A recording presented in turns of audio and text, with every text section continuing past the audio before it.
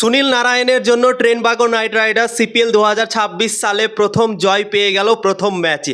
অসাধারণ পারফরমেন্স করলো আমাদের সুনীল নারায়ণ। সুনীল নারায়ণকে মনে হচ্ছে কেউ মারতে পারছে না এবং আজকে যা পারফরমেন্স করেছে না, সত্যি তোমরা যদি শোনো তোমরাও বলবে কি হ্যাঁ সুনীল নারায়ণ এখন সেরা ফর্মে আছে।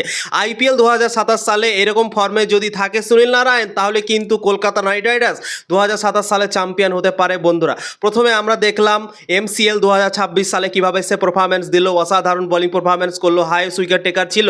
এমসিএল এ চ্যাম্পিয়ন হলো Los Angeles Knight Riders, Shahrukh খানের দল। এবার সিপিএল এ প্রথম ম্যাচ আজকে খেললো এবং সুনীল নারায়ণ 4 ওভার বল করে মাত্র 7 রান দিয়েছে, 3টে উইকেট নিয়েছে বন্ধুরা। 4 ওভার বল করে মাত্র 7 রান, সত্যি ভাই আমি অবাক হব না, হাততালি দেব সুনীল নারায়ণকে, সত্যি ভাই বুঝে উঠতে পারছি না।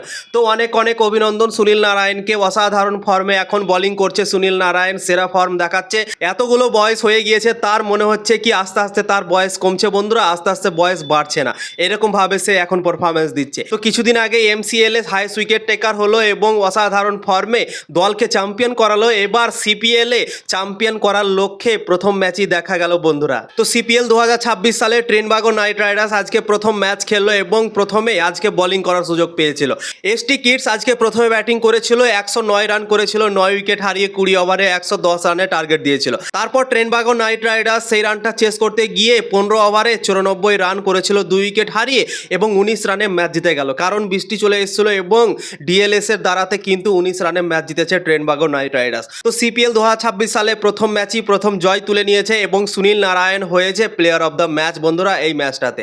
তো অসাধারণ পারফরমেন্স সুনীল নারায়ণ দিল বন্ধুরা, সেরা ফর্মে এখন তাকে দেখা যাচ্ছে।